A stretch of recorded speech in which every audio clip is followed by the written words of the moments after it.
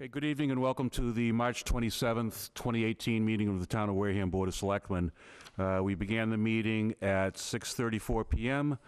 We went into executive session under General Laws, Chapter 30A, Section 3, to discuss the town administrator's contract renewal. We discussed strategy with respect to bargaining or litigation if an open meeting may have a detrimental effect on the bargaining or litigating position of the public body and the chair so declares, which I did. We came out of the executive session at 6:58 and went into open session at that point. And let's see. Can we have another roll call for the record, please? Present is Selectman Tropiano, Selectman Scasiotti, Selectman Slavin, Selectman Teitelbaum, Town Administrator Mr. Sullivan, who's in the side room, and Town Council Rich Bowen. Okay. Pledge of Allegiance. Chairman Capriccio, would you lead us, please?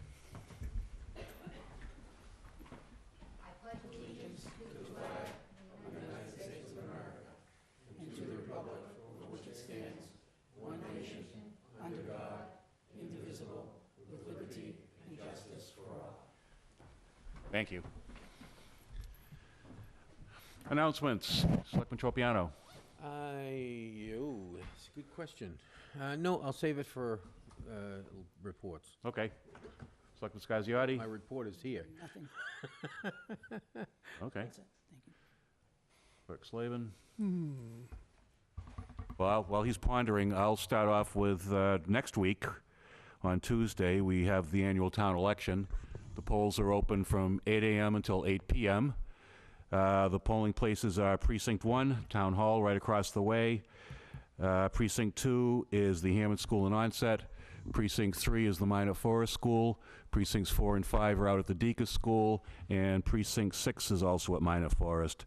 So exercise your right to vote, which so many people before you sacrificed lives, liberty, and property so that you could do this.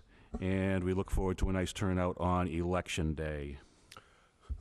There are several events that were canceled last weekend. I believe they're on this coming Saturday.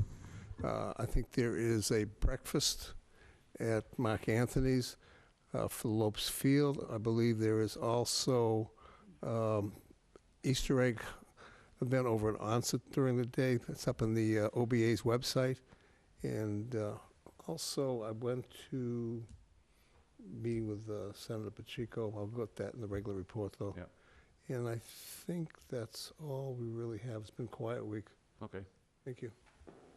Oh, and happy Easter in advance. Let's see, we have no citizens' comments. Is there anybody here who'd like to speak to the board tonight? Come on up, please. Just identify yourself and speak very closely into the microphone. Don Jepson, Long Beach Road. There were comments made after nor'easter number 2 about how well Eversource did, and that within 2 days that 99 or a good percentage of the town was in. I was out of power for 5 days. Comcast was out for 9 days, and I can understand that. The Eversource linemen were doing the best they could during that situation. But again, what Eversource management did was a failure. And when I say that, I was in the middle of that. I went up to Tractor Supply, and there are 6 trucks sitting there from Wisconsin, again, waiting for direction as to where they should go and what they should do. This is a repeat of what happened in the nor'easter that took place after Sandy. And at that time, we had Hydro-Quebec down here, and they had 15 trucks, and they were all lined up, and I have pictures of both of these. And I just wanted to go on record saying that the linemen did a very good job with the resources that they had. But I have to say, the management had these people standing around.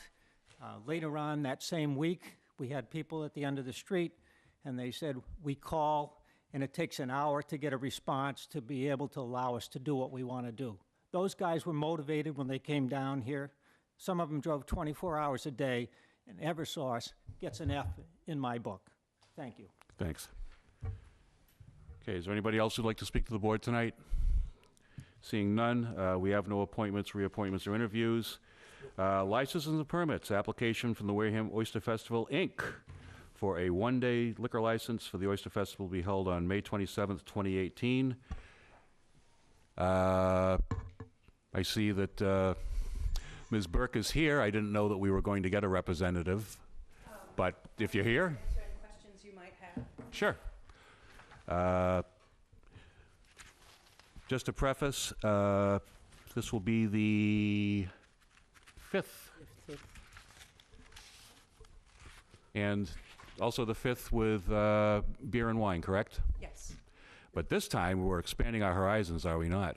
that is the intent, to allow folks to purchase a beer or a wine with their oysters and walk along the street where the vendors will be located on Main Street. Yeah, I understand that you've had conversations with Chief Walsh about this, and his only comment to me was to ask that the taps be shut off at 4 so that people aren't wandering around after 5 once the actual festival permit expires with beers. Presumably, everybody can drink a beer in an hour? My understanding was that he wanted us to close off Pizzoli Square at that point and contain people within that area. Okay, that's fine. Whatever concern you had, so long as that's met. While you're here, would you like to tell us a little bit about the festival itself? Sure. As you mentioned, we're in our 5th year. It's been growing by leaps and bounds every year. We get more and more vendors, and it's attracting people from all over the South Coast area, Cape Cod, Rhode Island, Connecticut, people coming to the community. Your town administrator, I know, has been a regular attendee and can probably attest to what a good time it is. Yeah, we have a blast with the Yeah. kids and Yeah. the whole family, so. Yeah, it's Okay. a great event. Excellent. Any questions from the board? Did Janet get a hold of you today? She did not get a hold of me, but she mentioned apparently that you're looking for the tip certification and the Insurance, because insurance. And we have, for the previous years, we've provided that after the vote, so you'll make your vote conditional on receipt Yeah, I of just that want to make sure. information. The only reason we're asking for that is that because we're going outside the Pizzoli Square walk-in area, we want to make sure the insurance understands and tells us they're covering us, that's Yeah, all. that's fine. The other thing, too, is I should note that the Oyster Festival, which previously proceeded under the aegis of other organizations, is now fully independent, as shown by the fact that the application is from the Wareham Oyster Festival, Inc. Right. So it's a different insurance binder than what we have on file, so we'll just wait for that to come in. It's not a problem. Just make a comment also that, being on the Community Events Committee, everybody's constantly asking us for money and everything. Just so the public knows, this event has never asked for money from day one. They're self-funded. Yep. They get bigger every year, and it's been a great event for the town of Wareham. Yeah, it has So been. it's really appreciated what you guys do. Thank you for mentioning that. It is supported entirely by the local businesses who see some benefit from it. Yeah. Any thoughts to doing another festival down there at some point? Maybe? Maybe? Are you going to strike the oyster from the name and just be Wareham Festivals, Inc.? Well, we've talked about expanding the concept into other forms of shellfish, because we do get a lot of people who are interested in clams and Scallops. scallops. All good stuff. Okay, then. I'll make a motion to approve the event for the liquor license, the one day, basically for May 27th, with the rain date of May 28th, correct? Yes. Second. Okay, motion to grant the one-day liquor by Clerk Slavin, seconded by Selectman Tropiano. All in favor, say aye. Aye. Opposed, abstained, 400. And once again, we'll have this available for you when we get the tips and the insurance binder. And Great. Thank We're you very great. much. thank you again. Thank you. Okay, we have, did we get the stashes documentation in? Janet sent us a note. I've got the forms and stuff, but they've never, they haven't yet received anything from them. Janet's note was, the ABCC requires seasonal renewals in the month of March. We can renew this. We'll with a- renew and hold, Renew and hold if it's okay. pending receipt, that's fine. Okay, I'll make a motion to renew and rehold for Papadopoulos Pizza Inc., DBA Stashes, Onset Beach, 182 Onset Ave, and manager is Nicoletta, sorry. Thank you. Okay, motion to approve and hold by Clerk Slavin, seconded by Selectman Tropiano. All in favor, say aye. Aye. Opposed, abstained, 400. And we'll just wait for their paperwork. And I've we've got complied with the ABCC's directive. I've got the insurance and everything else here, though. Yep, that's Okay. fine. That takes care of licenses and permits. I see our school committee chairman's out having a conversation.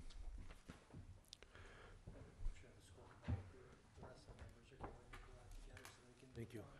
Could be. Yep, she's being summoned. Okay, next up, presentation by the school building committee. Come on up, everybody.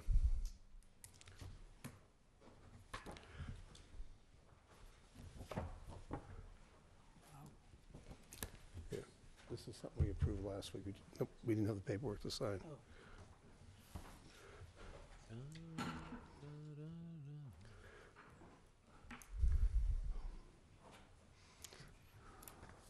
Okay, good evening. If you'll just all identify yourselves for the record.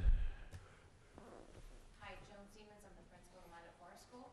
Hi, Kim Shaver, Superintendent. Thank you for having us here tonight. Judy Capariccio, Chairman of the School Committee. Dennis Staley, Mount Vernon Group Architects. Okay. Jack Curtin, the PMA owner, project manager. Okey doke. The attorney, Red Chat.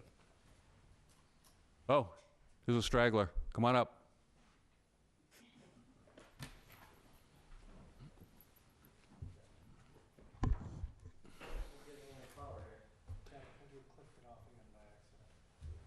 And we have Jeff Sweat now. from the I school fixed it. committee.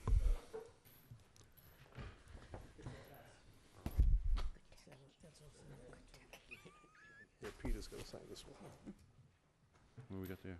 The liquor license for the festival. Oh, yeah. Can we turn the lights off back there for me, please? Well, let's wait till he gets set up here so we can see what he's doing. I think he's ready. It's We coming- good? It's coming up. All right, lights, camera, action. There we go. Oh, much Very nice. better in this light. You gotta use the microphone, okay? Yep. You gotta talk right up close to it, all right? Sounds good. Well, thank you everybody for taking your time again to meet with us. Happy to provide an update for you tonight. Building committee's been hard at work, as have the architects, on various options and scenarios. Estimators have had an opportunity now to throw some numbers into different scenarios. So we'll walk you through what's happened since the last time that we met. I don't think that was live.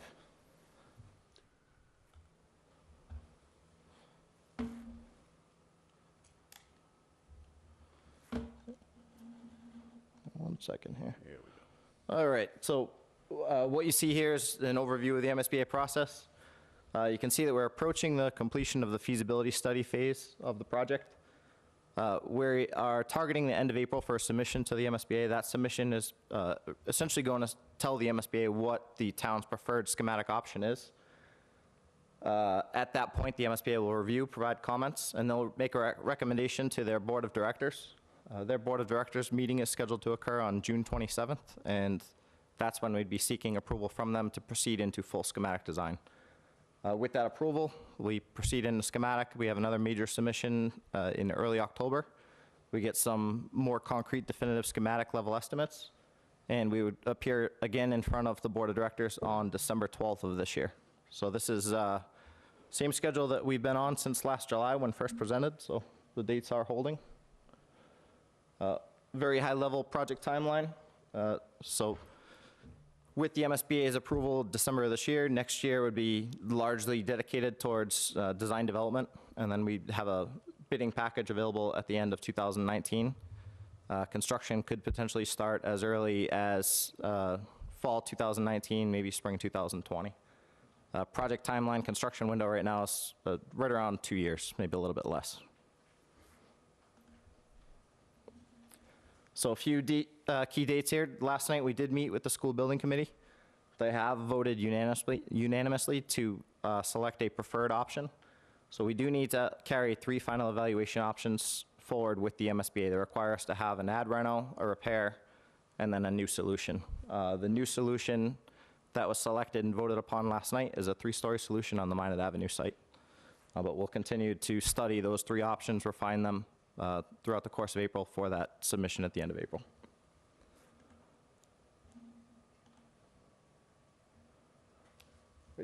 Dennis, turn it over. Okay, sure, thanks, Chad.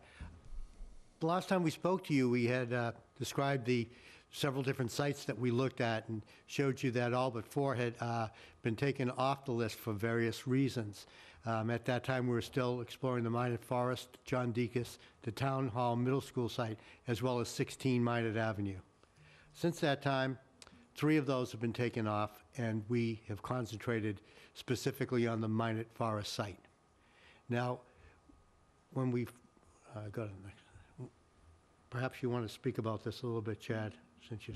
Yep, so this here is really what we did is we took the Minot Forest site and we looked at the total square footage that is either developed, current woodland that is slated for potential future development, and then existing open space. And the reason that this is relevant is we're working with the Mass Historical Commission right now. We know that that particular area of Wareham has some archaeological significance.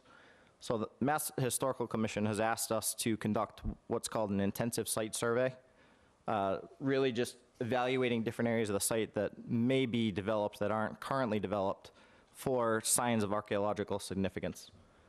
So that process is underway right now. The permitting has been submitted to the Mass Historic. There's a consultant on board, Plymouth Archaeological Resources, that is going to be undertaking that work.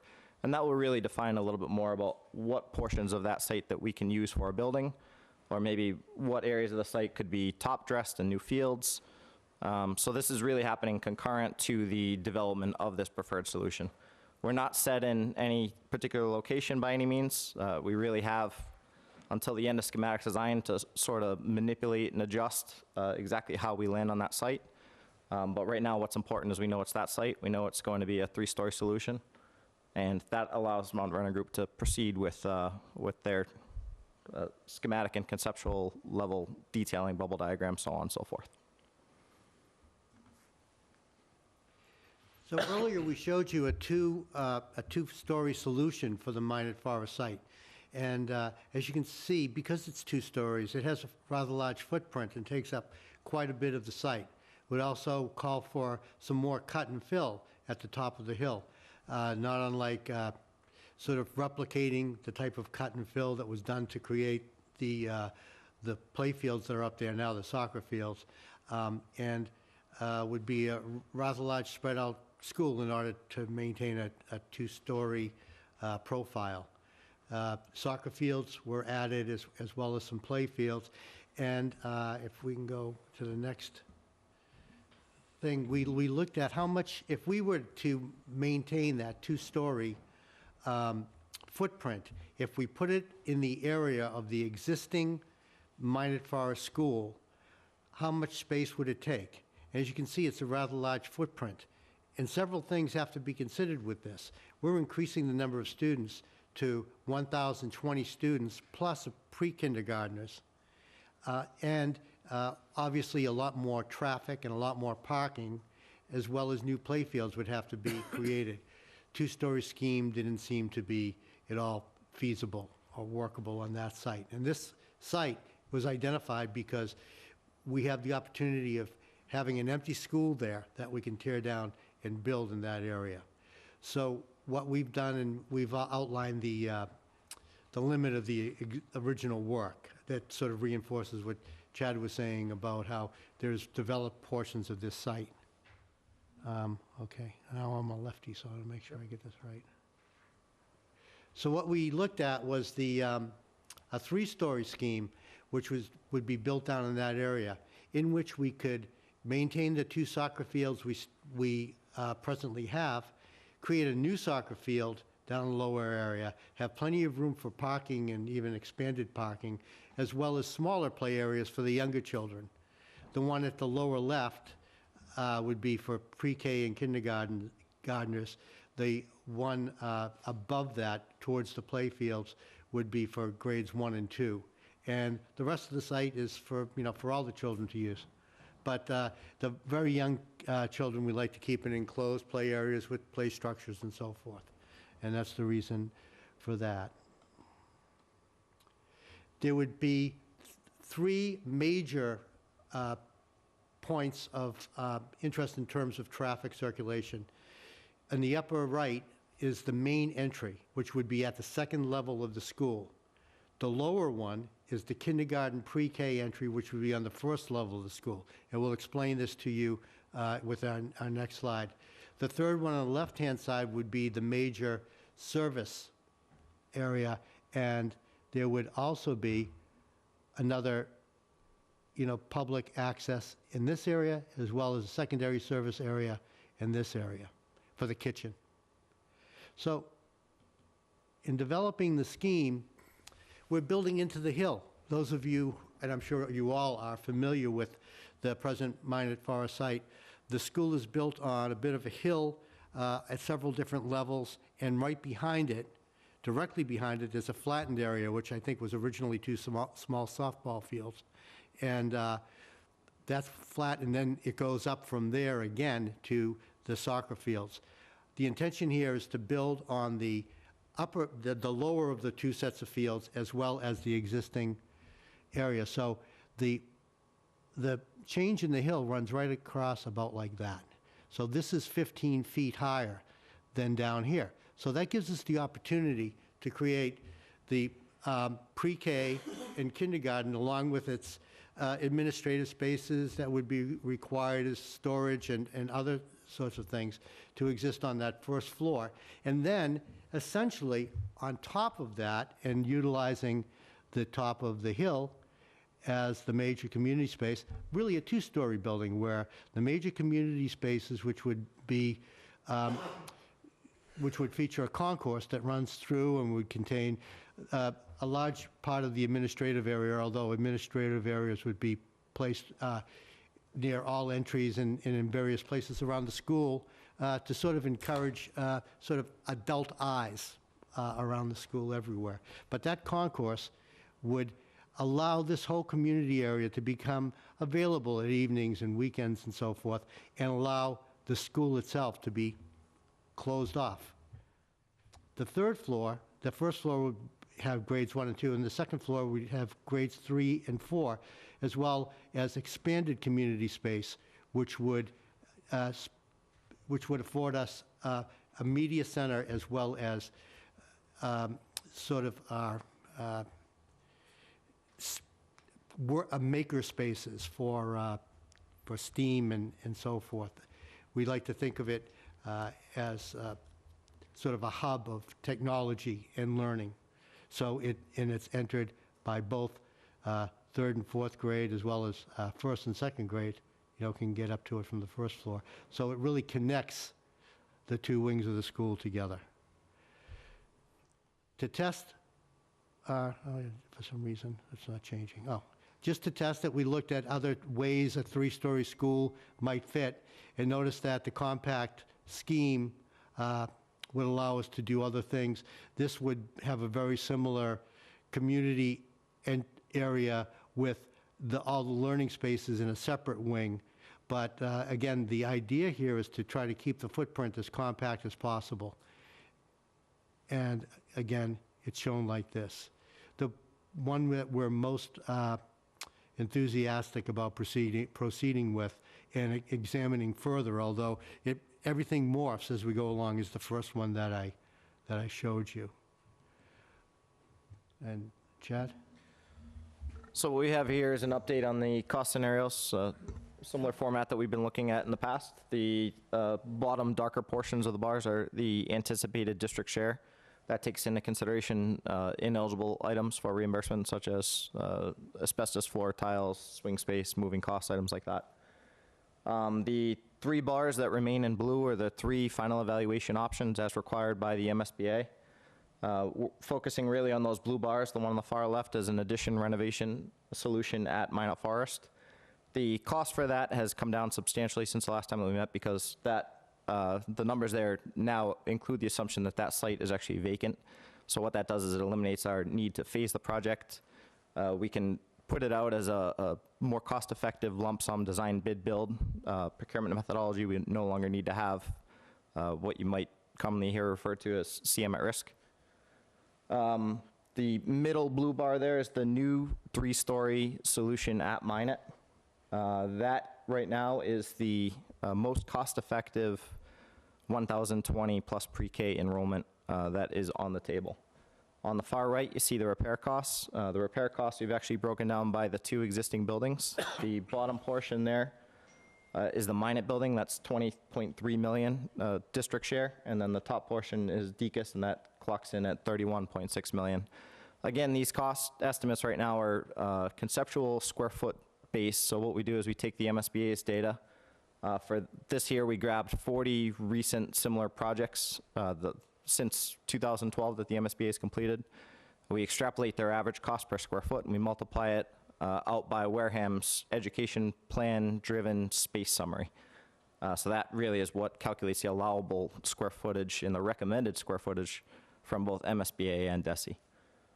So right now, as of yesterday's meeting, we also had the two-story option, which is the between the ad reno and the new three-story. You can see the two-story there. You'll see the district share projection on the two-story option is 40.7 million, whereas on the three-story, it is 37.4 million. So that translates to really a $3 to $4 million savings just by going vertical rather than horizontal. And as Dennis had expressed, the Hill really affords you that opportunity, as well as the grade structure, having the early education center down at the lower level, where they really have less need to go up into the higher floors. It really does turn it back into a two-story building for the other grade levels and for community use purposes. Any questions or comments on costs here? All right. So this is the final evaluation options going into last night. The new two-story option is on there. Again, the repair options, they're absolutely the lowest cost options. The challenge that we have with the repair options is that the MSBA is not going to contribute their 74% give or take reimbursement of eligible costs. The reason that they wouldn't is that the classrooms, for example, in that Minot building are 550 square feet. DESI regulations require that those classrooms are at least 850 square feet right now in an elementary school. So without some real major overhaul reconfiguration that gets into structural changes, there really isn't a cost-efficient way to repair those existing buildings. Another thing that we'd be grappling with is the code requires that if you invest more than 30% of the building's value, I believe the assessed value on mine is around $6 million. So at around $2 million of upgrades, you start to trigger full code requirements, which means you need to be fully handicap accessible throughout the entire building. And you also need to comply with modern codes such as shear and seismic, and that could mean cross bracing, could mean clipping and doweling block structure into steel. So there's a lot that gets triggered as soon as you invest $2 million into the Minot building, to use that one as an example. So because the MSBA wouldn't participate, those two actually clock in as the highest district share once you really look at the big picture there. And then the ad reno, you do get a little bit more reimbursement. The reason that that is a little bit more expensive is when you do an ad reno, there's inefficiency of space. So the ad reno option actually results in a slightly larger building just because you're working with a confined, constrained footprint. Whereas if Mount Vernon Group is afforded the opportunity to build new, they can construct a very, very efficient, economical footprint that not only saves you on the upfront construction costs, but longer term on your operation, your maintenance costs. So that's really what led us to where we are today, and as of last night, with the school building committee's vote to move forward with the new three-story on the far right as the preferred solution. I believe that is all we have. So we'll open it up to any questions. I just want to, if I can, I just want to point out a couple of things. The cost difference between the two-story and the three-story was about $4 million. Yep. Which David, is can a you turn the lights considerable on? number. Yeah, go ahead and turn the lights on, David. The other thing that I wanted to point out that Thanks. I think everybody should know is the evaluation by what's the group that was hired to do the evaluation of the property? We're in Plymouth, right? From Plymouth? They're doing the archaeological, Yeah. the Plymouth Archaeological Yeah. Rediscovery Group. It was, the number came in at what, $8,000? It did, yep. So we're not talking like, $1 million or anything to get up there and do this. $8,000 isn't so isn't such a tough number. I would have thought it would have been higher. So, you know, some of the things are going well, as far as, you know, the choices are concerned. And, you know, there's lots to do yet, but I think they're working hard to keep the costs under control as they move along. And certainly the fact that the mine would be empty is playing a big role in the reduction of cost as well, which isn't reflective in the $4 million. You know, these numbers would greatly change if we had to build up into the hill and do the whole thing. I mean, it would really be a huge number difference. Yep. So, Plus the hidden surprises. well, and could be a lot of surprises, you know, up in that hill. And, you know, there is a couple of issues. One of the issues is that the baseball field and the soccer fields down there are used big by the community. The soccer people use it. And the baseball field is used by the high school for the JV and the nines, and also the Babe Ruth uses it. So it's a very popular field. Now, we only have a couple of options there. One, we have to replicate a field somewhere. It doesn't make sense to put it into the hill over here because to equalize the site, he'll show you up there in the right-hand corner is the only place it could possibly go. I think it's a little small, but that's where it would go. And in order to equalize the site, because it's such a hill, that the cost would be prohibitive to create the field, we're better off to find another lot someplace that we have that we could just build a new field on. It would cost us way less money. Or when we decide what to do when everybody moves in here with the Deacon's School, we just keep the part that is the fields and say, okay, we're just going to keep them and they're going to remain fields. Everything from there over is going to be the part that we sell, use, rent, whatever it's going to be in the end result, we don't know. But whatever it does, that's the other option that could be used. But it doesn't make sense to put it here. But it will have to be replicated as part of the process because that field is very necessary. It's not that we can't say we're just going to do away with it because we can't. All right, it's impossible. I had a question regarding the costs. The three-story alternative was a total of about 90 million, 80-something. if I remember correctly from the slide. 87 million? Yep. 87 million. The district share would be 37 million, but if I take, well, I'd put down 90 million, and I multiply that by the MSBA 72% reimbursement, I come up with quite a bit lower number. Can you explain the difference between the 20-something mil that you would get at 72% versus the 37 mil hit that the district takes under construction plan? Absolutely. So baked into that number are roughly $20 million of ineligible costs. And as we're working through this process with the school building committee and with the town and the stakeholders, we really want to drill into that 20 million and eliminate that wherever possible. Can you give us some examples of that in the current So the iteration? cost per square foot is capped by the MSBA at $333 per square foot. Okay. They change that every year. What they do is they look at sales tax revenue, as that's what funds these school projects. As sales tax revenue increases, they increase the cost per square foot allowance. Right now, $333 a square foot, quite frankly, just does not really get you a new school building. We can drill down as close to that number as possible, but at the conceptual level, it's impossible to do so until we really get into the nuts and bolts of design. Another big item that's in there is site work is capped at 8% of your direct building costs. 8%, again, simply not enough. The MSBA acknowledges this. The reason the 8% rule is in there is really to level the field between urban and rural districts. But we even see that inner city schools can't get away with that 8% site cap number. So right now in those numbers, we're carrying 12% allowance, so 12% of the direct building costs for site work. So that additional 4% is part of that 20 million. Okay. Thank you. What do you expect to actually drill down to by the time you're done? We'd like to get as close to that $333 a square foot as possible. Realistically, because we're going to be asking the town for a debt exclusion, obviously, if this goes through to that point for 37 million, plus about probably close to 8 other projects in the next few years. Yep. So my question is, how low are we going to be able to go realistically? So I only know of 2 projects in the MSBA pipeline in the past 5 years that have hit the cost per square foot allowance. One of them is actually Mount Vernon Group's project, the Hanover Sylvester Elementary School. I think one major thing that assisted that is a lot of that building was built in, I believe, 1998. So that certainly helps. So you're not dealing with the shear and seismic and items like that. Another example is the Carver Elementary School project. That one actually clocked in at $299 a square foot, but we have to remember that that project was put out to bid 4 or 5 years prior to when we anticipate, so we'd have to escalate from that point. So that would be the goal, but until we really start to drill down and we get a sense of the appetite for the building committee, it's a little early to say for sure. Guess we'll have to wait and see. Yep.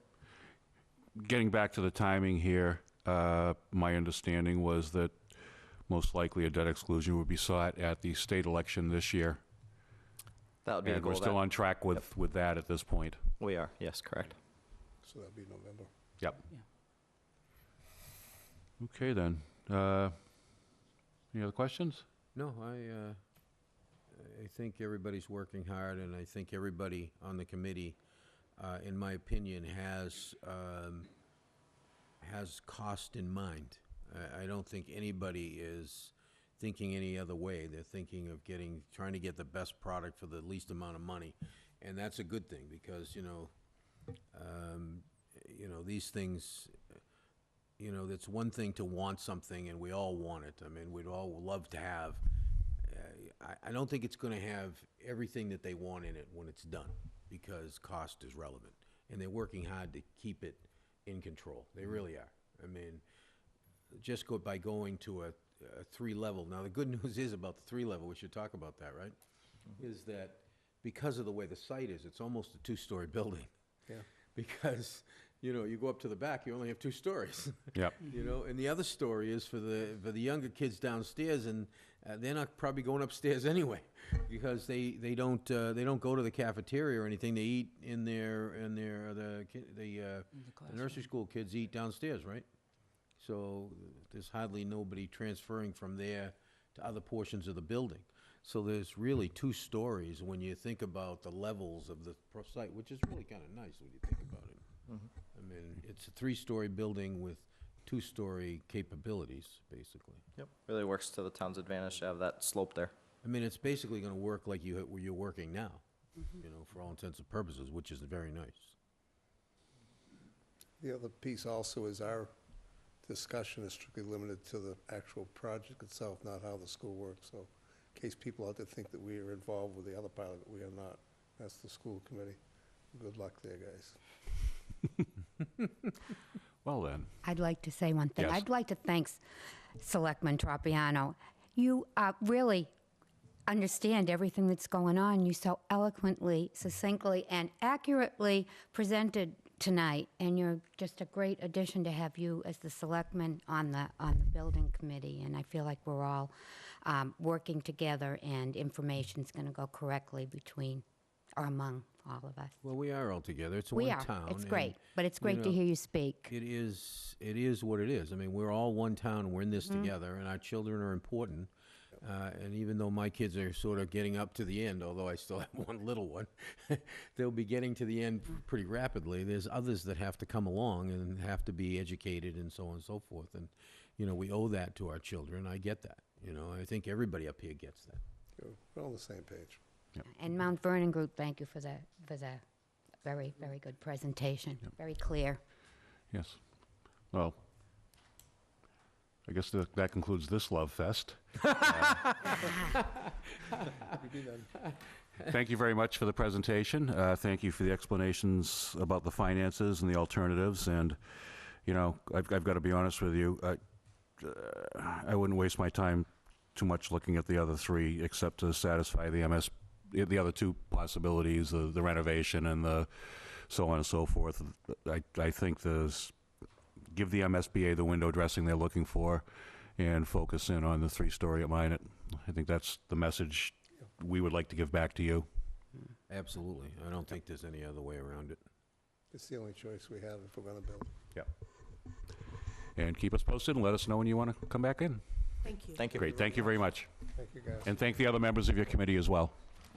Just to mention, if in fact they went up into that other area and had to do anything in there, then that archaeological number would go up considerably. There's a lot of ground. Plus the reinforcing, everything Oh, else yeah. required. You need a lot more walls to maintain and things of that nature. It really is, Because if you go to the minor school, you really have one level, then a second. But the way that, with the grading, right, it's really a one-level school when you get done with it. exactly. All right, then. Well, next up, we have discussion and votes to recommend warrant articles. We've got to get this done tonight because the warrant is going to the printer on Monday, and we need to get the numbers in. Do you want me to track it? You're going to be making the motions, or somebody is. I'm just gonna sit and relax. Do we did, Let me ask one other question. Is there, petitioner. and actually, let's start with the petitioners. Yeah. Is anybody here? Is there anybody here to speak on behalf of the 3 petition articles that we haven't heard from the lead petitioners on? No. Okay. I did ask Janet in our office on a couple of different occasions to invite the petitioners to come here and explain their warrant articles so that we could have an informed vote, at least from their perspective, on what they thought the warrant articles meant. So we only have 15, 16, 17, right? Yeah, I don't know why this didn't make it on there. We did vote to recommend to discontinue the portion of Cedar Island Road, so that's been taken care of. Yeah. It's the only one that came in. This petition article number 2, South Shore Community Action Council, Inc. This apparently seeks fuel assistance, but in terms of what's going on, the town, through, I believe, the Council on Aging, already provides fuel assistance. Different, it's not South Shore, though, it's through, what's the other, Old Colony? Old Colony? Old Colony Elder Services does work for us. South Shore receives monies from the state and federal government to already do these services for our area, so. Do other municipalities contribute? There's, out of the entire area, there's one other municipality. Okay, so this is not a typical thing for towns to be doing? No. Okay. I move that we don't recommend 16, 17, and 18. Well, let's speak to each one. Just to get them on the record, just to show that we considered each one. So can we, why don't you pull your motion, and can we just have it for 16? All right, so, Yeah. all right, just for 16, I Yep. move we don't recommend 16. I know, you're looking at me like I'm nuts because I'm wasting time, but... Second, Tony? Okay, motion to not recommend by Selectman Tropiano, seconded by Selectman Scasiotti. All in favor of not recommending, say aye. Aye. Aye, opposed, abstained. 400 to not recommend 16. 17, petition, commercial aquaculture regulation. Again, no petitioner. My understanding is this article would set forth a requirement for any aquaculture applicant to notify people within a half mile.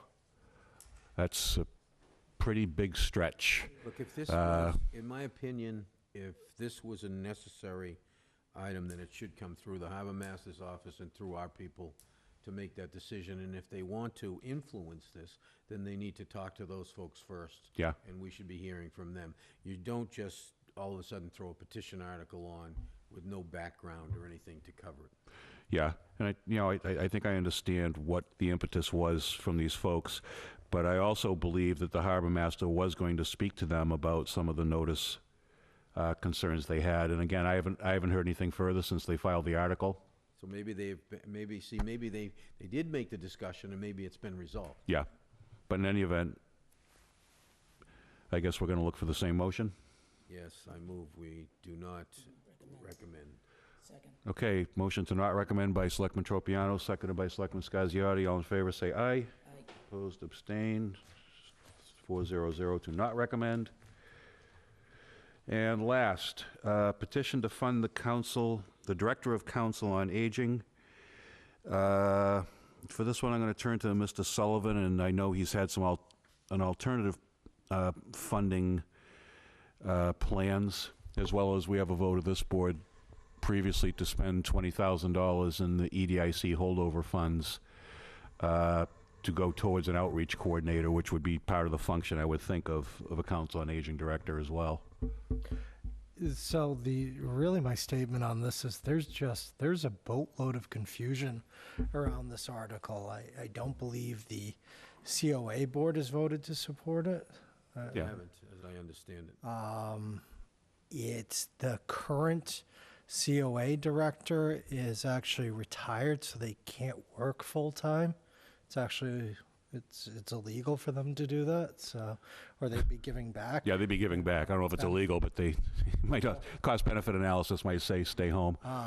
So, and they don't receive benefits through the town, so I understand what the person's trying to do. I just think this is something that was shot from the hip rather than trying to work on it. Well, We know that the formula grant is funding at $12, which is 20% more than the previous year, which was $10 per individual, and you're looking at roughly 5,500 seniors. That's the census for the monies we get for the COA is 5,500. So it's about an extra, you're probably looking at an extra 10,000 there, 11,000. in addition to the 20,000 that we already voted. So you're there. I met the petitioners, great, nice people, just moved into town and such. So I think their heart's probably in the right place, but Okay, but perhaps not an understanding of what was actually needed or even available from the current yeah, so. person filling the COA director role. Yeah, and it's, look, anytime there seems to be, I'm gonna be blunt, there seems to be a lot of hurt feelings. So anytime you say anything, it seems to get blown out of proportion. So Yeah, well, we're trying to do something, we're trying to take care of it. Yep. I mean, when we're talking about the library, we have the foundation paying for part of it, the Friends are paying for part of it. So there's been a formula that's been established as to how this works and folks stepping up. So it's not the slam the round peg into the square hole. okay. Move not to recommend. Second. Okay, motion to not recommend by Selectman Tropiano, seconded by Selectman Scasiotti. All in favor of not recommending, say aye. Aye. Opposed, abstain. So that one is a not recommend as well. Okay, that takes care of the annual town meeting recommendations.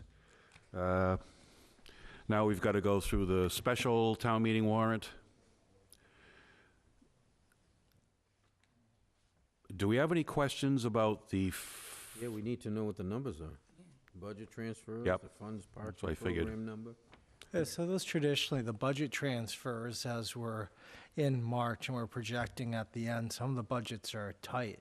We never like to make the transfers unless they're absolutely necessary. We've targeted at least two lines that could potentially go over or are trending right on, a couple fractions of percentage within the realm. But we usually don't have that till about the week before town meeting. If not, we've had the night of town meeting on those for some of the votes. So I would just, I don't think I can ask for your vote on it until we have the numbers. Yeah, we gotta have numbers. Yep. I mean, it would be, okay, so budget transfers, we're not going to do.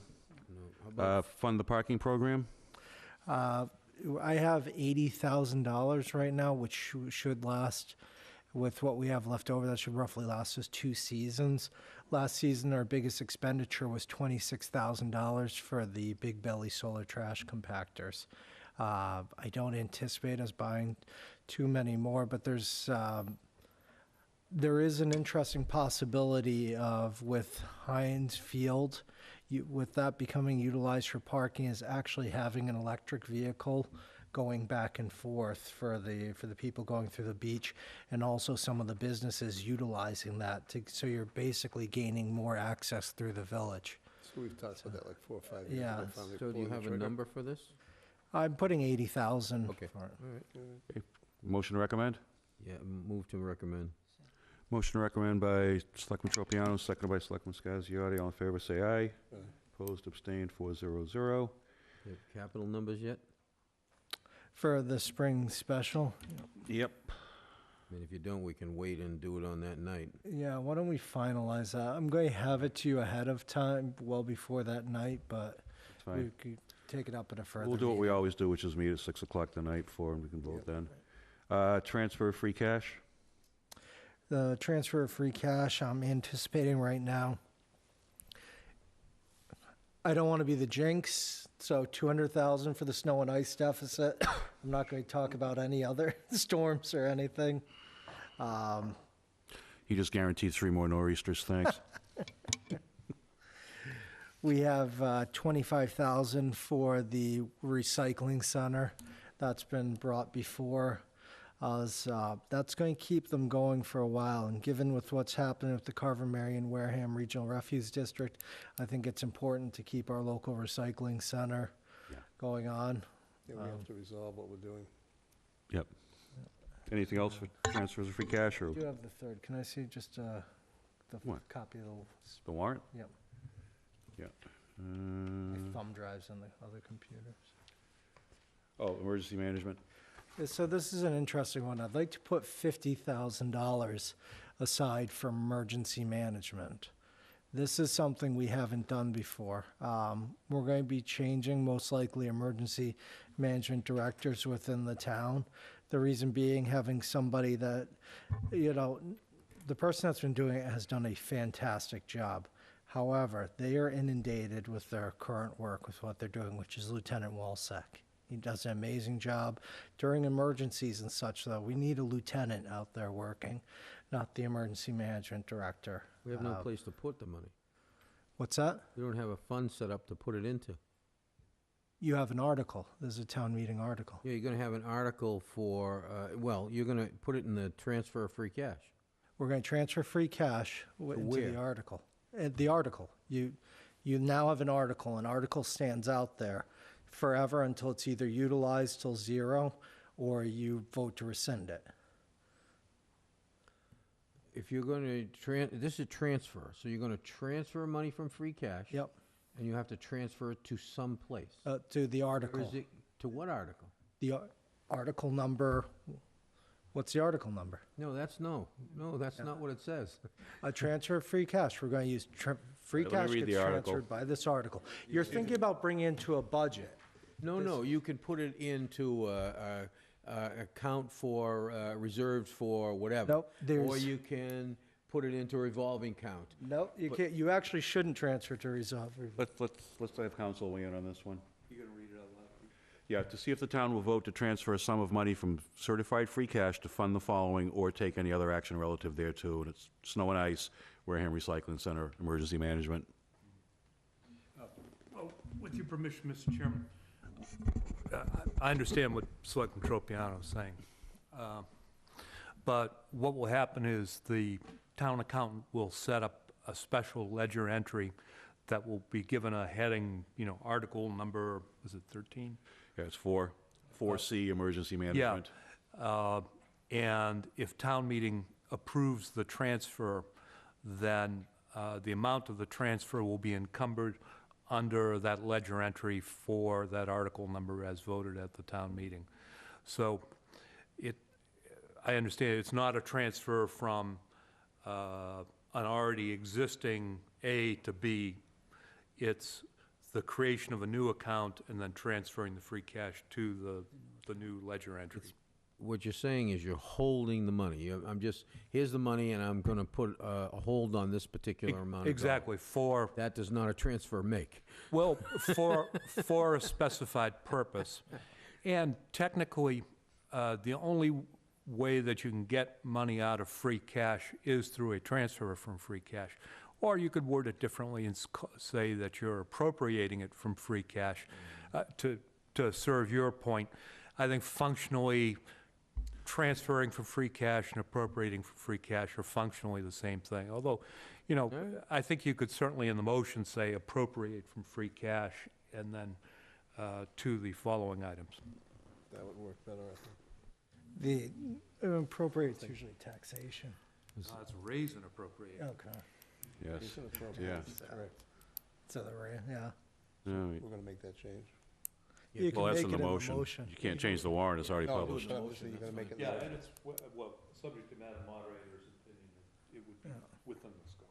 Okay. It's functionally the same. So a lot of times we just set up a fund to hold the money, you know, whatever, reserve for appropriation or whatever you want to do. Madam Moderator, you making a note of this, because I'm never going to remember it? Yes. Thanks. We'll be talking. Good, thank you. So let's have a motion on that. I move that we recommend it, a favorable action. Ooh, you said it. Favorable, you don't like that word. I know, but. Caught him. This is you know, great. I just noticed that the. He's so worried about the fund that I he's am- screwed up his motion. I tell you what, if you notice, they all say favorable action. All the ones we did the other day say favorable. I know, we just can't get away from it. We can't get away from it. Thank you. Crazy. Okay, we have a It is motion. what it is. We have a motion to recommend by Selectman Tropiano, seconded by Selectman Scasiotti. All in favor, say aye. Aye. Opposed, abstained, 400.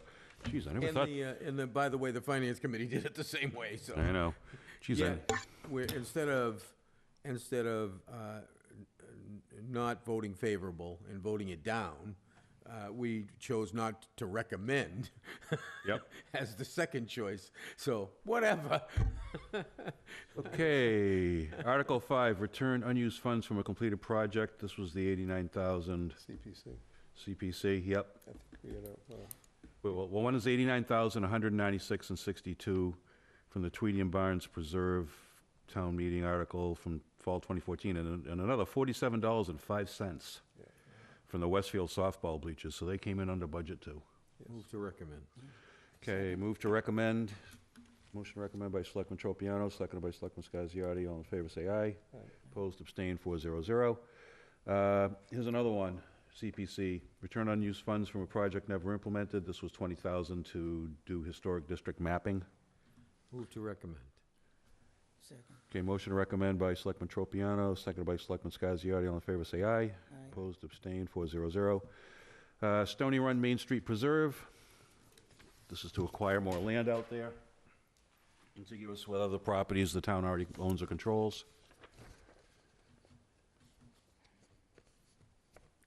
I move to recommend. Okay, motion to recommend by Selectman Tropiano, seconded by Selectman Scasiotti. All in favor, say aye. Opposed, abstained, 400. Next up, restoration of Tremont Mill Freight Building. Oh, yeah, he's gonna like this one. He's gonna look at. He's already got the smile on his face. Move Wait to, for you to make the motion, Selectman Tropiano. I know. Move to recommend. Oh, this is beautiful. He Because just- I don't know how he's going to vote on the motion, but that's a different... Yeah, could you say that again? I didn't hear it either. Yeah, exactly. Okay, motion to recommend by Selectman Tropiano, seconded by Selectman Scasiotti. All in favor, say aye. Aye. Opposed, abstained, 400. I'll take a laugh for an aye. Let's see. Solar pilots, to see if the town will vote to approve payment in We lieu of have any tax yet? agreement. So we're negotiating with Blue Wave Solar We and don't some have of the any other ones. numbers yet. Yeah, so this is sort of one of the things. We routinely it's to approve us to go into negotiations because town meeting doesn't approve the actual agreement. That's true. So No, that's true. That's Yeah. always been. That is true. Okay. Yeah. All right. I get it. Yeah. That's right. That's absolutely true. Yeah. Okay. All right. Move to recommend. Second. Motion to recommend, Selectman Tropiano, seconded Selectman Scasiotti. All in favor, say aye. Opposed, abstained, 400. It's not an expense, so that's why they don't. Yep. so Authorized actually income. borrowing for the sewer pipe, Article like 10. The sewer pipe. Oh yeah. Move to recommend. Second. Okay, motion to recommend by Selectman Tropiano, seconded by Selectman Scasiotti. All in favor, say aye. Opposed, abstained, 400. Revocation and adoption of Wareham Cemetery Rules and Regulations. Move to recommend. Second. Okay, motion to recommend by Selectman Tropiano, seconded by Clerk Slavin. All in favor, say aye. Aye. Opposed, abstained, 400. I think they took care of a couple of issues with this, so hopefully it'll get through this time. I cleaned it all up, I hope. Yep. Do we have planning board recommendations on the rest of this stuff? They never vote till the night of town meeting. Yeah, that's the problem. It's Well, just, it is what it is. We can go ahead without it. We don't need it. Was there a planning board meeting Monday? Yes.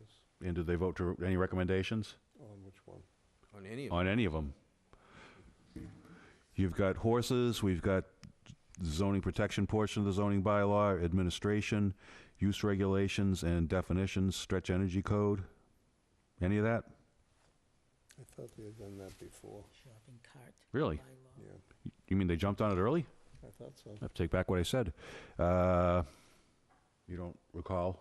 No, I remember I left the board and switched with Tony, so Oh, all right, I'm pretty sure they did it. okay. Okay. All right, does that answer your question? So they're all set with them? Okay, Yep. so let's do, move to recommend 12 through 16. Okay, I don't think there's any minutes yet, but I remember there was conflict. Okay, that's fine. okay, motion to recommend by Selectman Tropiano, seconded by Selectman Scasiotti. All in favor, say aye. Opposed, abstained, 400 for 12 through 16. 17, the stretch energy code. Okay, I gotta talk about this. I hate to do this to you guys, but and I'll tell you why. I'd be remiss if I didn't tell you what I recently found out, okay? I have an engineering company that I work from, Davies Engineering. He is on, I forgot what the name of the board is, but he's on a board that does these kinds of recommendations to the state. And there's two of them. There's, the one begins with N something or another, I can't remember it either. Oh, geez, I wish I had it written down. But there's two of them, and they're sort of like altering kinds of things about the way they do these energy things, okay? And he happens to be on one of these committees. Now, he says to me, he says, you know the problem you have? See, right now, the ninth version of the building code has the stretch energy code in it. And as it stands right now, we're all happy. Everybody's happy, it works, everything's gonna be great. The unfortunate thing, and it may be unfortunate, we need to talk about it, is that if we accept the provision that they're talking about in the stretch energy code, it's going to be changed consistently. And we are automatically going to be responsible for the changes. There's not going to be any more votes or anything else. What's going to happen is this committee's going to get together and say, okay, we're going to go to the next level. Like they went to 20%. They're going to go to 40%. You know what I mean? And they're going to keep changing it, and it's going to keep altering. And once we accept it, we're going to own it all the way through to whatever happens. Now, that doesn't sound so bad, I guess. You say, okay, well, energy's a good thing. We're trying to save energy. The problem is this. He said to me, he says, if you're going to try to get a pharmaceutical company, or you're going to try to get a company like that to come into your community, it's not going to happen under these advanced, they already know what's going to happen to stretch energy. They know where it's going, okay? They know where they're going to go. Ultimately, they want to have zero, right? That's the ultimate goal. As always. Okay? Not that it's possible yet, but, you know, they hope technology will change and it will become zero use, okay? The problem with that is that, I'm just telling you, I just want you guys to know. I mean, everybody might be happy to stick with it, what it is, but just understand that when we vote for this, whatever changes they decide to pass down the line after we voted for the acceptance, we're stuck with. The state now has control over that.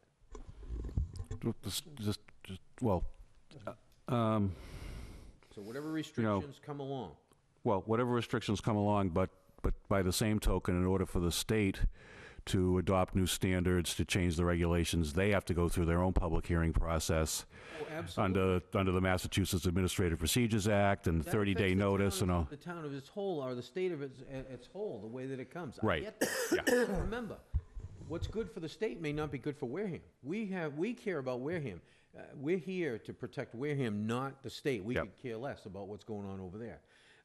The issue, what he was saying is that he thinks it's going to be bad in the end result because of the way that it's progressing, and he's involved in this, for the state as a whole anyway.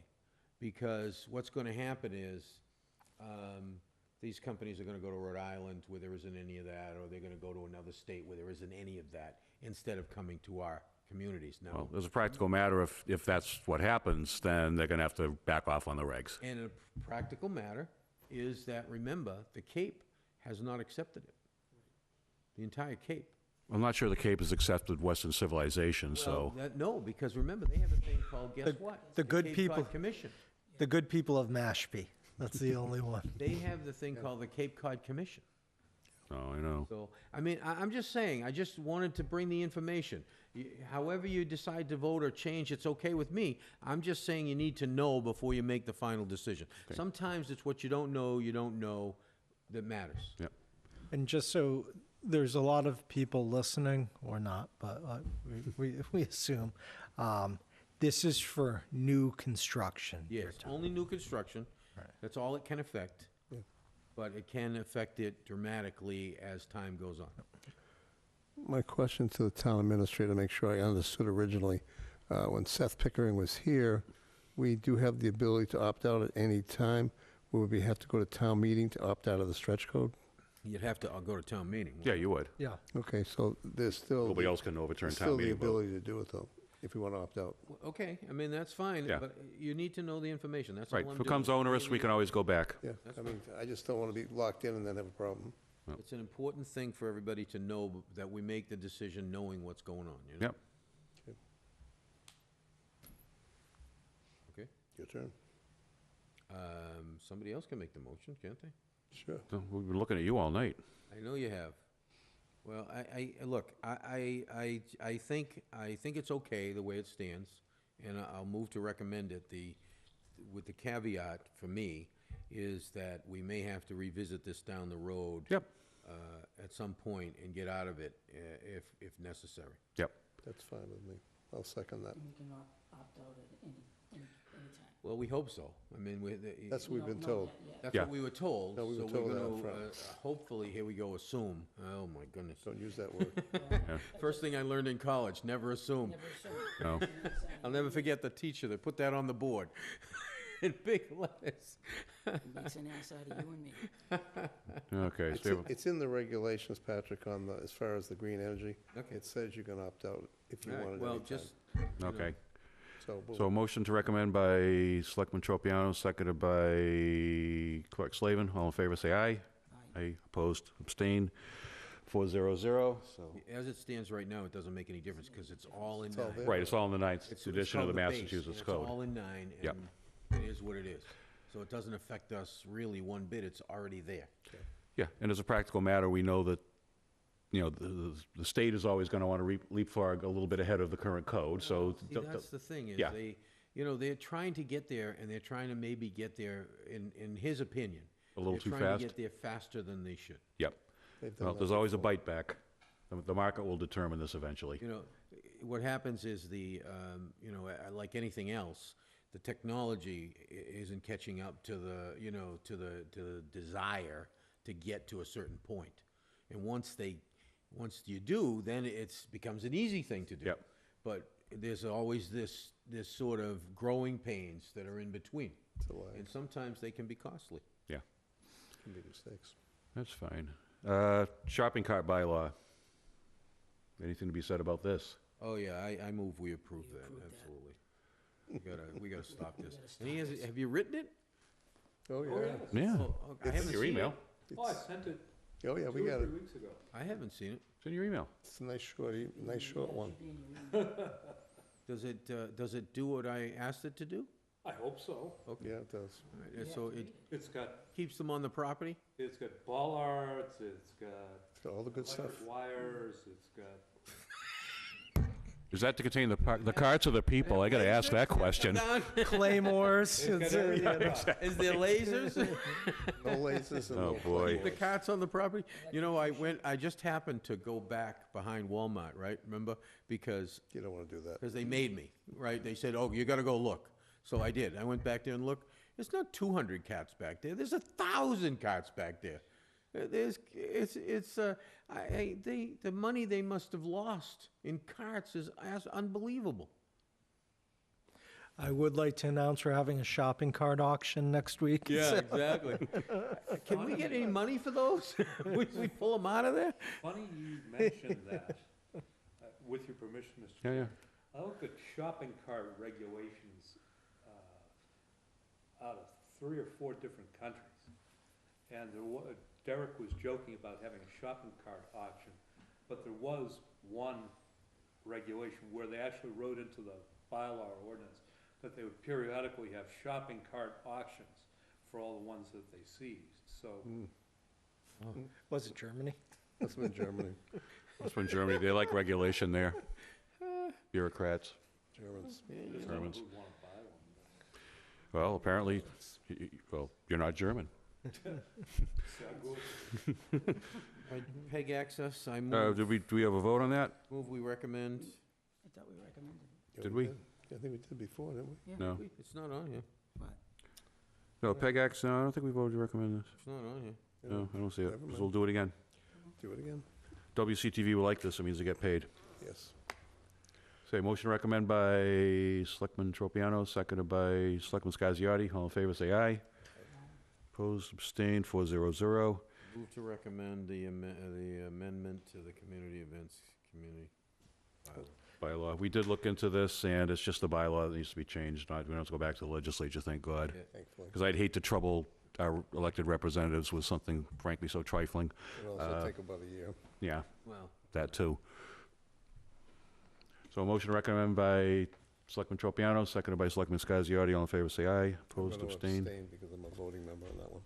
and that is it. 3-01. Okay, so all we're looking to do the night of town meeting is the budget transfers and the capital, and we're good. Super. Right, and then some of them may come before you. We have a couple,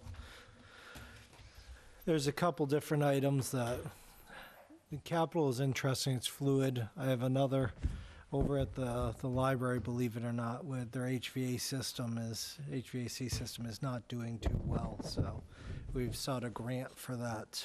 But if that doesn't come through, I may have to change my strategy. That's So- okay. Just keep us posted. You got plenty of time between now and town meeting, so. Next up, discussion and vote to establish retail marijuana host agreement application fee. We just kind of got this, you know. Yeah. We only just got it, and I Well, want some I'll put it time on to for next really- week again. Why don't we have time to take a little time to study it? Yeah, So you and I spoke earlier, and I know you've got one question at least. Let's wait until we have an opportunity to speak with Director Buckland. Plus, nothing's gonna happen with this for a while yet anyway, because I'm not sure that all the rules are in place yet. Well, if we wait for the state to get their act together, we'll all be dead. I know everybody wants to, some of the parties are gonna push to try to get this thing done, or get themselves done, and frankly, the rules, I don't believe all the rules are in place. So if they're not in place, it's gonna be impossible to do. There's legislation pending for our existing agreement with, was it Pharmacan now, or? Yeah, whatever they are now. So, Didn't he? for a Oh, he license. hasn't come in for that. That's So- a moving license he wants. Let me just point out to everybody who's been pushing, because we have been getting a lot of pushing in the office and stuff.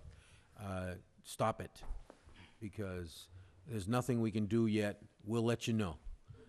Everybody will be the first to know. We'll put it out when we're ready. Yep. Yeah, I do want to make one remark. The town of Bourne held a special town meeting, and essentially the questions were essentially to do away with retail marijuana sales in the town. And what was interesting was that they wanted to do away with retail marijuana sales, and the populace voted not to do that, so they kept retail marijuana sales alive. The second article was to ban it in all the zoning districts, and they voted that down as well. So, not for nothing, but they've set themselves up so that they can have retail sales on every damn street corner. And I would like to thank our planning board and our director of planning and the town meeting for having the foresight to get the zoning bylaws amended so that we could control this. Bourne is going to turn into the Wild West that we said would take place if we didn't take care of the problem. So it's nice to steal a march on them. Sometimes those Cape people get a little snotty about Wareham, so I'm getting snotty back. Tell us how you really feel. It's just that these people got to know that we're not ready for it, including, No, by I the get way, that part of it. including, but not limited to, the gentleman on town meeting floor who said that he was just what did he say exactly? that he was a small retailer. Yes. Traveling salesman. Traveling I retail. think it was a traveling retailer. Small retailer. Yes, I think he's anticipating the delivery business, but Transient vendor. transient vendor, yeah, itinerant. He does business out of the trunk of his car. That's what he said. Let's be accurate. Is that going to be under the hawkers and peddlers? Yeah, it could be. Yeah, hawkers and peddlers license. Yeah, the places you can go with this. So we'll hold off on that. I know our, just as a note, our Director of Planning and Community Development this weekend not only lost his father, but his mother-in-law within 12 hours of each other. They were both elderly. His dad was 97 and his mother-in-law was 87. He worked today. But he Give him credit. yeah, well, he was taking off for the arrangements that are both out of state, but hopefully next week, if we do have any questions, we can get him in here and talk Well, about them a little bit. we've got- We'll see. We'll see. We have plenty of time. Yep, Yeah, it's within 12 hours of each other, and one's out in Colorado. It's a yeah, logistics nightmare, and It's it's sad.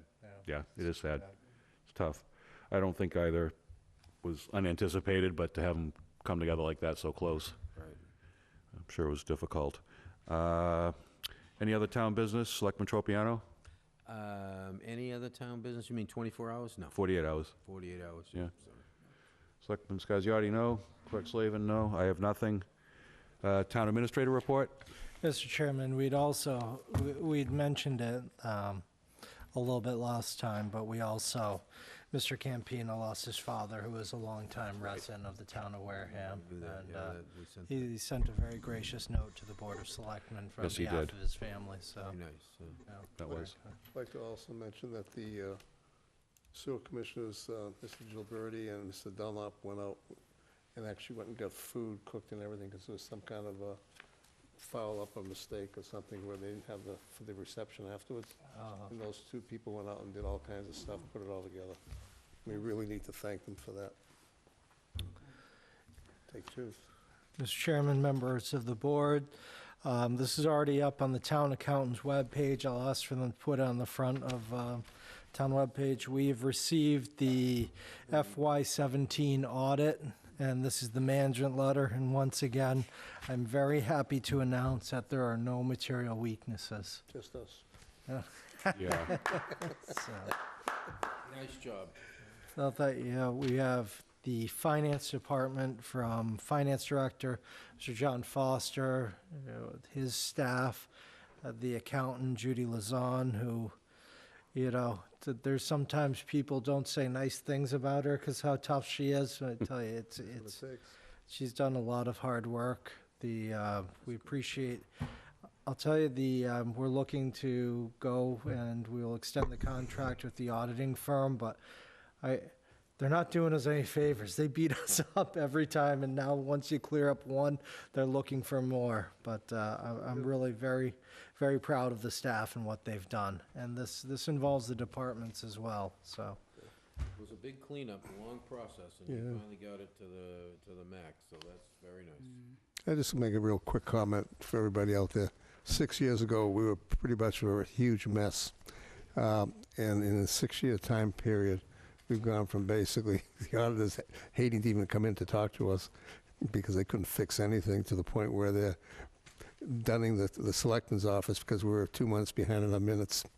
Yeah, I mean, exactly. it's unbelievable the change. And basically, I have to thank you and all your staff, as far as department heads and all the people working there, because it takes a team to make this work, and it's really, the difference is amazing. I never thought we'd get there, to be honest with you. This letter used to be close to 100 pages long when I first got on the board. I mean, everything was not being done right, and it's now down to 15 pages. A lot of it is kind of ticky-tack, but that's what you hire them for, is to peck away at you and keep you constantly improve your record keeping and how you report things, so. And I almost think you're on state. Everyone's almost understate. When we first came together and started working together, the board, myself, we came with an unaudible year left over for us. Literally, they could not. They couldn't find the money. There was a series. Yeah. It was just that they went through and could not regenerate the what was done, and it's the journal entries and such. So it was. Did we ever it's a find that really difficult 900 grand? time. Yeah, there was no missing 900 unsupported journal I entries. keep hoping it'll pop up and we can spend it on something, but I guess not. I think we set a record for journal entries actually that year. Yeah. So, but I wanted to, I appreciate the Board of Selectmen has allowed us to do the work. They've worked with the departments. You've sat with me on interviews and in hiring we have some fantastic staff. When I came on board, we had some great people in place, and we've added some excellent people as well. So thank you all for your help. They've actually stayed with us. It used to be that sometimes people would say, "Why are you going there?" And we don't hear that anymore. And it's, I'm proud of that because this is a great town. Yeah, So we had thank some you. interesting times. I can remember back in 2013, we were sitting there in a conference call with the chairman of the finance committee and Derek and myself, and we're talking with the director of local services for the DOR, and he's reaming us up one side and down the other and threatening not to set our tax rate and screeching at us over this, that, and the other thing. And I said, geez, would have been nice if you'd had that kind of scrutiny over us 5 years ago. And he pointed the gun right back at him, and there was about 20 seconds worth of silence, and I That was Mr. Jerry Perry. got a grunt out of him, and then he backed off of us. But that's the kind of stuff we were going through routinely back then, was just, getting whacked with the ruler continually by the state. And we're not getting that anymore. So I think a lot of that, frankly, he likes to thank everybody else, but without his leadership on this and driving us to get these reports, to do things the right way, his affinity for numbers is remarkable. Thank you. And one of the people we have missed is there's been a bit of a changeover at the state, and Mr. Curtis, Tom Guilfoyle have worked hard and making sure that we're doing the right thing, but also their direction has helped out as well. So, Yeah, Jared's been invaluable. so. Anything else? Well, there was a love fest earlier, so I just wanted one for ourselves. Okay, good. All right, then. Thank you very much. I appreciate it. All righty. Liaison initiative reports? All right, well, my liaison report was here tonight. Did we talk them out of the room? Yeah, and they were here giving their presentation, which is nice. I want to mention that the sewer people are working hard on getting the final evaluations and everything ready for town meeting on that article to repair the pipe. I did want to mention one of the problems they had when they were doing a repair earlier, and we still haven't dealt with that yet, and we have to deal with it at some point, was that they were lining the pipe, and in order to line it, one of the things you have to do is you got to kind of keep it dry. Not for a whole lot of time, but a little bit of time, because it has to set up and do whatever. So they isolate it, and then they do whatever. And it's a real bummer when some pumps come on and all of a sudden pump in there that they didn't expect to have. And all of a sudden you got water in the pipe, and it kind of messes up the liner, and then they've got to go and do some other things to repair it. And we're going to have to deal somehow with this sump pump issue. And we can't just deal with it by telling people completely that they can't connect. What we've got to do is figure out a way that we can help them out as well. You know what I'm saying? Like, okay, yeah, you can't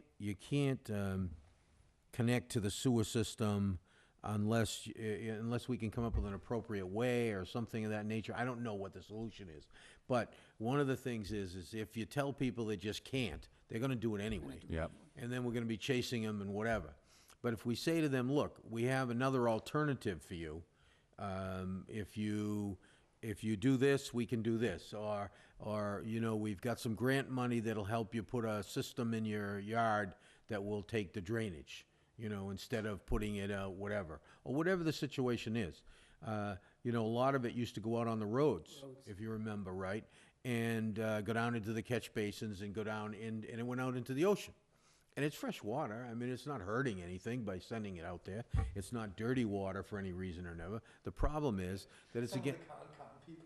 Yeah, I was just going to say, there's some cringing going on out there right Well, now. the problem is Can't go home tonight it's now. perfectly clean water. It's groundwater. You can drink the water that comes out of the ground. I mean, we do it all the time, in fact. Thank you very much for The, that the comment. problem is that it's against the law, of course, to discharge it on the road. Yep. Yeah. So, you know, they have no options. So they're taking the option that nobody can, you know, here it is, it's here. You know, I got a pipe, I'll put it in here. So we're gonna have to really look at this maybe after this town meeting and put it on our agenda and decide how we want to approach this and come up with some ideas. We're gonna do some research, whatever it takes. But we've got to, you know, try to help them out, try to get it accomplished and solve the problem for our sewer system as well. So we're not, you know, I'd rather have it on the road, frankly, than to be treating, you know, 800,000 gallons of water, you know, instead of sewerage at our treatment plant and paying 8 cents a gallon for it, you know? Well, they can adopt whatever regs they want to adopt internally. If they want, But the if they want a regs- bylaw, then that's a different proposition. Well, but they have that. They have a regulation, you can't connect to it, but it's not enforceable. Yeah. It's impossible to enforce. Yep. So we've got to come up with another solution, and I don't know what it is right now either, but we've got to come up with another solution. But they've got to identify to themselves and to us what the scope of the problem is. Given how our assessors are received during the measure and list, I can't imagine knocking on someone's door and say, "We're here from the government. We'd like to look at your sump pump." Yeah, I exactly. don't think you'll be Well, received too well. My point exactly. It's not going to happen. You know, I mean, it's just not going to happen. And unfortunately, it's causing us a lot of problems. Do you know how much? Just think about it. They had, if I remember right, the number was 3,500 gallons a minute coming into the sewer plant where they almost couldn't keep up to it. Yeah, fill And the a good chunk of that, probably, you know, probably, well, let's put it this way. The normal flow that comes in there, I think he says, was less than 2,000. So figure the rest of that is all flow from the Sump pumps. sump pumps and stuff that came on because the water was running. Well, how many hundreds of thousands of gallons is that's being treated at 8 cents a gallon? And the sewer users are paying for that. We all pay. They're all paying for that. Yeah. The real problem is that because the water table is so high because of all the storms we've had, I know there's people today, right now, if you go to their house, they'll tell you, their sump pump is constantly going on and off because the water's still flowing in. Yep. So the issue hasn't gone away and won't go away for quite a while. Yep. Our water table is way too high right now. So it's Not to mention, it reduces our capacity at the plant, big time. Yeah. almost shuts us off. Yeah. We get close. Yeah, I mean, right now, you realize that if we added any more projects and we had another situation where we had a heavy rain like that, we wouldn't be able to contain it. Yeah. You have to get emergency discharge. We wouldn't, I'm telling you, we wouldn't be able to contain it because we don't have the capacity. I know. It was not a joke. I know we talked about it when they sent out thing, we're bursting at the seams, but when you looked at the pictures and the sandbags around it, there's literally sandbags around the basins, so, Well, those basins were capacity. over full technically. so. Okay. Anything else? That's it for me, thank you. Selectman Scasiotti, Clerk Slavin, liaison? Oh, sorry, brain dead. Usually I try to skip you. I know you try, but you already got me. The opportunity tonight, you don't know what to say. You realize when I go home tonight, I'm gonna get yelled at because of what you did with the stormwater stuff. but That's fine. okay. I know it's fine for you. Let's You see. can sleep with, I'll let you sleep with the Yeah, dog. I'm If used to you're it, really thank stuck, you you. can come sleep in the dog Yeah. kennel. Thanks. As I said, last week was a pretty quiet week because of the weather and everything else. The storm, it wasn't a storm. I did go on Friday to Senator Pacheco's lunch legislative event. Mrs. Bump, the auditor, was there. We talked about unfunded mandates and a few other things. I got in a little trouble as usual, complaining. Senator Pacheco and his aide, actually I have called him back for a meeting. I talked to him about our mobile home parks and the issue that keeps going on, and I guess they're a little more receptive to talking to us finally. Okay, good. So I will go and meet and see what we can do there, and there's a few other things that we talked about, so it was worthwhile going there and complaining, is the best way to put it. I don't think we have much more for this week here. I've got a Serpent Commissioners meeting tomorrow, and that's about it, and I'll get back to you on election day, on the 3rd, what happens there. Okay. That's it. Okay, I guess that about covers it. Just a reminder again, election is next week, April 3rd. Polls are open 8 till 8. Yeah, more than 350 people would be nice. Yeah, well, it was only 335 last year. Yeah. Oh, we got How many did Whiteside beat you by? 6. Too many, 6. too many. That was 6 votes, remember that? Okay. Can we have that motion, please? Which one? The one to get out of We here. can't do that, we have to do minutes yet.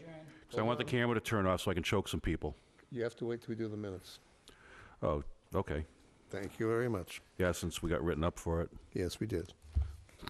Okay, trying to catch up on the minutes. Make a motion to accept the minutes of November 14th, 2017. Patrick was not there. Second. Okay, motion to accept the November 14th, 2017 minutes by Clerk Slavin, seconded by Selectman Scasiotti. All in favor, say aye. Aye. Opposed, abstained.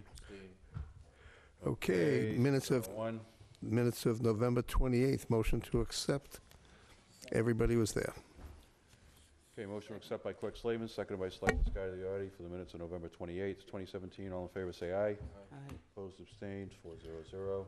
Okay, the minutes of January 22nd, 2018. Mrs. Whiteside wasn't there. It's not there now, obviously, and Patrick was not there. We don't have those on the agenda. We have November 7th is all, November 12th, and December 12th, and we have November 7th. Did I say December 12th, didn't I? No, you said something about January. Oh, that's transcription, sorry. December 12th, try that again. Motion to accept. Okay, motion to accept the minutes from December 12th by You were absent. Slavin, seconded by Selectman Tropiani. Oh. All in favor, say aye. Opposed? One abstain, Patrick. What? Patrick had to abstain. You were absent, so it's 301 on that? Okay. Yeah, and Seconded by Selectman Scasiotti. Judy was absent, too. Right, November 7th you skipped over.